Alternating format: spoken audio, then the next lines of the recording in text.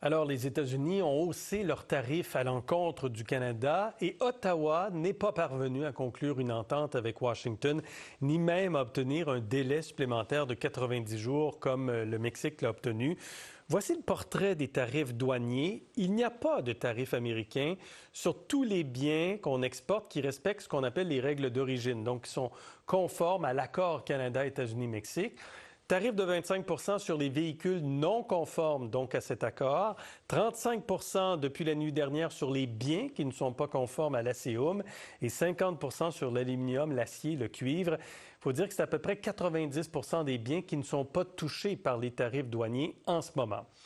En termes de contre-tarifs, le Canada impose 25 sur l'acier et l'aluminium américain, sur les véhicules non conformes à l'accord Canada-États-Unis-Mexique et sur toute une série de produits comme du jus d'orange, des vêtements, des appareils électroménagers notamment. Les tarifs à 35 pour le Canada sont en vigueur maintenant. Les autres tarifs pour les autres pays, ce sera le 7 août, la semaine prochaine. Brésil, 50, Chine, Afrique du Sud, 30 Mexique, Inde, 25 Vietnam, 20 Union européenne, Japon, Corée du Sud, 15 Royaume-Uni, 10 parmi tous les pays là où il y a des tarifs douaniers. On reçoit ce soir Véronique Proulx, PDG de la Fédération des chambres de commerce du Québec. Bonsoir. Bonsoir. Quel impact économique faut-il prévoir de cette hausse de tarifs, de passer de 25 à 35 selon vous? Bien, moi, je voudrais que ce qu'on voit dans cette annonce-là, c'est beaucoup d'incertitudes. Toujours de plus en plus d'incertitudes liées au volte-face du président Trump. Donc, on le sait, depuis janvier dernier, il nous a habitués à faire des annonces. Parfois, il va de l'avant avec certains tarifs, d'autres fois, il recule. Alors, aujourd'hui, ce que les gens d'affaires se posent comme cette question, est-ce que réellement, le 7 août prochain, les tarifs seront en vigueur? Et dans un deuxième temps, contrairement à ce qu'on pense, ce ne sont pas les tarifs de 35 qui feront le plus mal à notre économie, c'est cette incertitude qui nuit à nos emplois et qui plombe nos investissements. Est-ce qu'il y a une déception de voir le Canada, le gouvernement fédéral, ne pas arriver à une entente et ne même pas avoir un 90 jours de surplus là, pour négocier comme le Mexique a obtenu? Bien, c'est sûr que c'est étonnant de voir le Mexique a obtenu 90 jours et que nous, on n'en est pas là. En même temps, ce qu'on constate, c'est qu'on en a encore pour 3 ans et demi devant cette incertitude-là et devant le fait de ne pas savoir, en fait, qu'est-ce qui va se passer. Puis je vous dirais, même si on arrivait à une entente, les gens se disent, mais est-ce qu'il va la respecter et pour combien de temps? Donc, je réitère, c'est vraiment cette incertitude-là qui fait en sorte que les entreprises ont dû laisser aller des employés et qu'il y a eu une diminution des investissements substantiels au cours de la dernière année, tout comme d'ailleurs nos exportations ont chuté depuis janvier dernier. Mais une entente viendrait lever l'incertitude, même s'il y a des tarifs douaniers, non? Bien, en fait, s'il y avait une entente, est-ce qu'il va la respecter? Il faut se rappeler que lors de son premier mandat, c'est lui qui a déchiré la LENAP, qui a mis en place un nouvel accord de libre-échange. D'ailleurs, on rentre, normalement cet automne, il y aura une révision de cet accord de libre-échange-là. Est-ce qu'il va la réviser? Est-ce qu'il va la déchirer? Donc, l'incertitude est liée à ses volte-face, liée à son imprévisibilité. Et je vous dirais que c'est ça qui nous nuit le plus. Si je vous parle uniquement d'investissement, là, cette année, en 2025, c'est 600 millions de moins qui sera investi qu'en 2024. Pourquoi? Parce que les gens d'affaires, je pense à une PME dans les portes et fenêtres dans la région de la Rive-Sud de Montréal, par exemple. Elle avait un projet d'investissement pour agrandir son usine. Elle exporte aux États-Unis. Elle se dit, mais je vais attendre parce que je ne sais pas ce qui va se produire. Je ne sais pas si je vais avoir encore accès au marché américain. Donc, c'est des investissements de cette nature-là qui ne se font pas présentement. Et c'est ça qui, à long terme, va le faire le plus mal à l'économie québécoise et canadienne. Cela dit, environ 90 des produits exportés aux États-Unis ne sont pas touchés par les tarifs douaniers. Est-ce qu'on peut dire que c'est quand même limité comme effet économique? Absolument. Alors, l'impact, on parle beaucoup des tarifs, c'est anxiogène, ça nous préoccupe énormément, mais dans les faits, vous l'avez dit, c'est 90 des produits exportés qui ne sont pas touchés par les tarifs. Donc, l'impact est quand même minime. Ça touche des gens, là. Il y a des entreprises, par exemple, dans le secteur des vêtements, qui exportent aux États-Unis, qui ne peuvent pas avoir, qui ne sont pas conformes et donc qui clairement perdent des contrats et ont une baisse significative de leurs ventes. Mais la majorité de nos grands manufacturiers sont conformes. À l'inverse, encore une fois, c'est cette incertitude-là. Et quelques chiffres pour illustrer. Dans le manufacturier, on a perdu 15 000 emplois depuis le mois de janvier. Dans la construction, 25 000. Dans le secteur primaire, c'est 4 000. Donc, c'est quand même significatif. C'est très réel, puis c'est très concret également pour les entreprises qui sont dans la situation actuellement. Est-ce qu'il faut appliquer des contre-tarifs supplémentaires? Alors, notre réponse est non. Pourquoi? Parce que les contre-tarifs, c'est ce qui fait le plus mal à notre économie s'ils sont en place.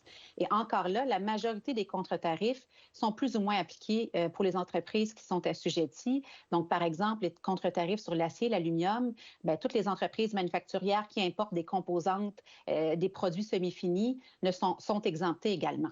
Oui, Alors, j'y donc il faut reviens, faire c'est pas tant quoi? la... Bien, il faut regarder, il faut continuer à discuter avec l'administration américaine, ça c'est important, mais j'y reviens, le premier ministre Carney doit regarder ce qui est dans sa cour. Qu'est-ce qui peut aider l'économie canadienne à être plus résiliente? Puis aujourd'hui, d'ailleurs, il a fait un post sur LinkedIn, il a dit qu'il allait aider les entreprises dans l'aluminium, dans l'acier, dans le bois d'œuvre. Donc, une façon de les aider, c'est les contrats publics. S'assurer de mettre des clauses de contenu local dans nos contrats publics. Et il y a un projet d'envergure présentement qui est en cours, c'est celui de Via Rail. Il y a un appel d'offres présentement. Il n'y a rien qui empêche le gouvernement fédéral de mettre ça sur pause puis d'obliger Via Rail, société d'État, à avoir du contenu local dans son contrat.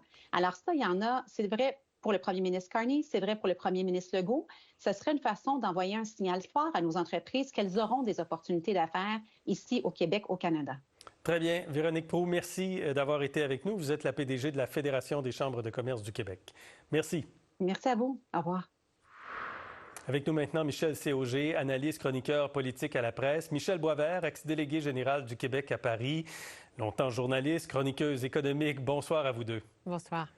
Bonsoir. Alors, Michel, pas d'entente, 1er août, pas de délai de 90 jours, mais les négociations se poursuivent, nous a dit Dominique Leblanc aujourd'hui. Et là, on l'entend, l'impact économique est quand même limité, mais quand même, comment on doit prendre ça aujourd'hui, encore des tarifs de plus? Lequel des deux, Michel? Michel Boisvert, pardon, excusez, je savais que ça allait arriver, mais dès la première question, ça arrive. Michel Boisvert. Bien, j'écoutais l'entrevue que vous venez tout juste d'avoir avec Véronique Proulx, puis je suis totalement d'accord avec elle. En fait, le plus gros dommage actuellement, c'est l'incertitude. On le sait, et on l'entend de plus en plus d'ailleurs, compte tenu de cet accord de libre-échange qu'on a avec le Canada, les États-Unis et le Mexique, la majorité de nos produits sont exempts des tarifs. Mais malgré tout, comme on ne sait absolument pas ce qui va arriver, comme on ne sait pas si cet accord-là est extrêmement précieux, mais est-ce qu'il va le conserver, ça fait en sorte que les entreprises retiennent des investissements, mettent des gens à pied, et ça fait très, très mal. Et combien de temps cette incertitude-là va durer? Ça, c'est la grande, grande question. Ben oui. Qu'est-ce que veut Donald Trump du Canada? Michel, quand on dit qu'il n'y a pas d'entente, qu'il n'y a pas de délai de 90 jours, est-ce que le Canada est isolé et ça nous dit quoi de la capacité de ce gouvernement-là, finalement, à arriver à des résultats avec l'administration Trump? Arriver à des résultats que l'administration Trump est extrêmement difficile parce qu'il est totalement imprévisible. On parle d'insécurité depuis tout à l'heure. L'insécurité, elle a un nom, elle s'appelle Donald Trump. Il peut demain matin décider que ça va être autre chose et se revirer contre un autre pays. Mais il y a une chose qui est claire. Il n'aime pas la réaction, non pas du gouvernement canadien, mais des Canadiens à ce qui s'est passé. Lui pensait que le 51e État, bon, qu'on ne le prendrait pas aussi mal qu'on l'a pris. Et deuxièmement, ben écoutez, il n'y a personne à la frontière, à la Colle ou ailleurs. On les voit. Les gens qui allaient normalement en vacances aux États-Unis, il y a des gouverneurs qui se plaignent, là. Il ne se vend plus de Bourbon au Canada. Si vous aimez le Bourbon, mais il y a des produits de remplacement, mais les vendeurs en ont plus. Alors, c'est ça qui chicote, je pense, le plus le président Trump. Surtout que ces temps-ci, quand on s'oppose à lui, on a des problèmes. Ça n'a pas de rapport, mais ça en a un. Il a congédié aujourd'hui la directrice du Bureau des statistiques sur l'emploi parce qu'elle a fait un mauvais rapport sur les emplois aux États-Unis. Elle dit c'est de sa faute, elle a joué dans les chiffres dehors. Il tire sur la messagère ici, là.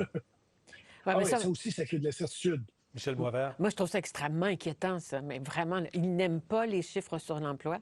On fait juste commencer parce que on a tous été étonnés de la résilience de l'économie américaine. Oui. On était tous convaincus que l'emploi allait pas tenir, qu'il allait avoir des mises à pied compte tenu des tarifs, que l'inflation allait bondir. Ça n'arrive pas.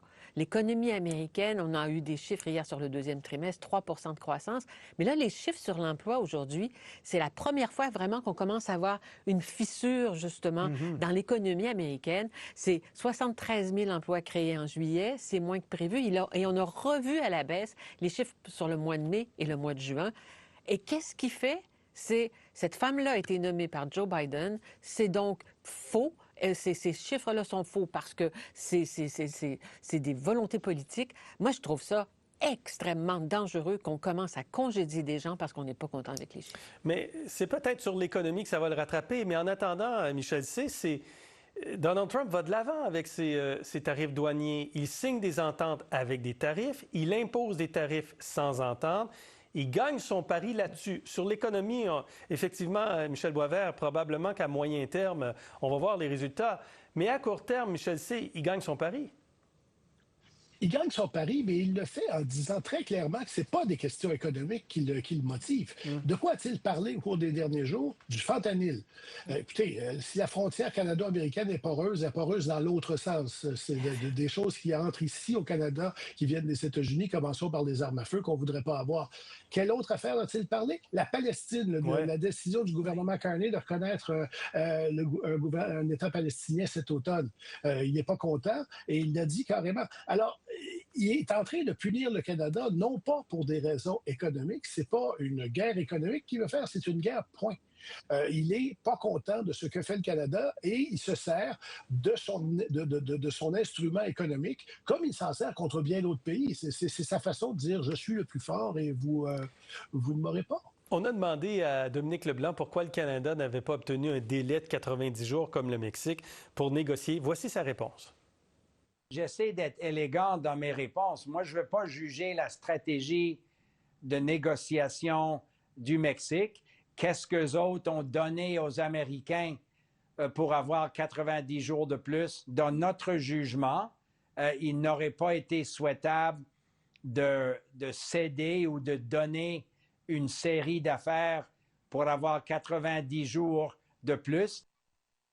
Donc, Dominique Leblanc, Michel Boisvert, dit que le Mexique a dû faire des concessions pour avoir ces 90 jours. Est-ce que le Canada a raison de maintenir la ligne dure, même si ça nuit à notre économie présentement? Bien, écoutez, c'est la lecture du ministre Leblanc pour l'économie du Mexique, mais c'est fort possible. Ils ont certainement dû donner quelque chose. Il y a aussi que, je veux dire, le Canada et le Mexique sont les deux plus grands partenaires économiques des États-Unis. Se mettre à dos en même temps les deux économies, peut-être que ça aurait pu faire très mal à l'économie américaine. D'autre part, et ça, j'écoutais l'entrevue justement que le ministre Leblanc vous a accordée tout à l'heure, le Mexique est quand même touché par les tarifs sectoriels de 50 sur l'aluminium, l'acier et le cuivre. Et ce que disait le ministre, c'est nous, c'est ça, c'est là-dessus qu'on veut jouer.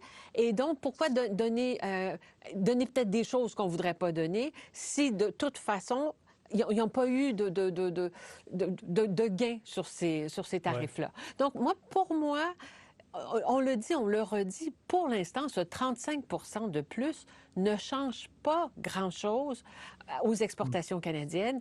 On a quand même un grand nombre, la très forte majorité des produits exportés vers les États-Unis qui sont exempts de tarifs, compte tenu qu'ils sont conformes à l'accord. Donc, pourquoi donner quelque chose qu'on n'était peut-être pas prêt à donner, alors que ce qui est très important pour le Canada, ce sont ses tarifs sectoriels.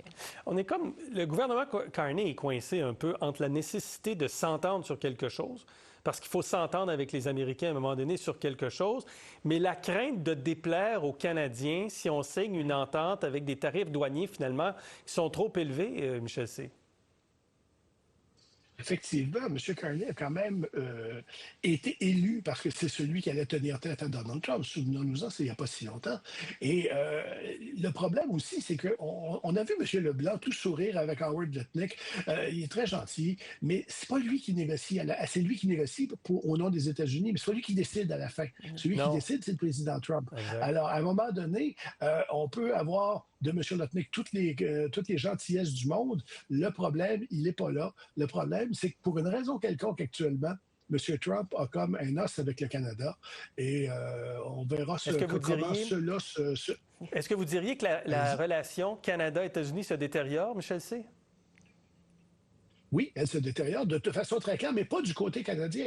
M. Trump a un bug quelque part avec le Canada ça date Souvenez-vous qu'on a tous tombé en bas de notre chaise quand c'est arrivé avec son 51e État. Oui. Et d'habitude, M. Trump, quand il dit quelque chose, c'est parce qu'il l'a dans la tête pour vrai. Alors, quand il a vu que ça ne marchait pas, peut-être qu'il a pris un peu le Canada en grippe. Moi, c'est ce que je sens depuis quelque temps. Si on peut envoyer n'importe quel négociateur, il n'aime pas beaucoup M. Carney. De toute évidence, le courant n'a pas extraordinairement bien passé entre les deux.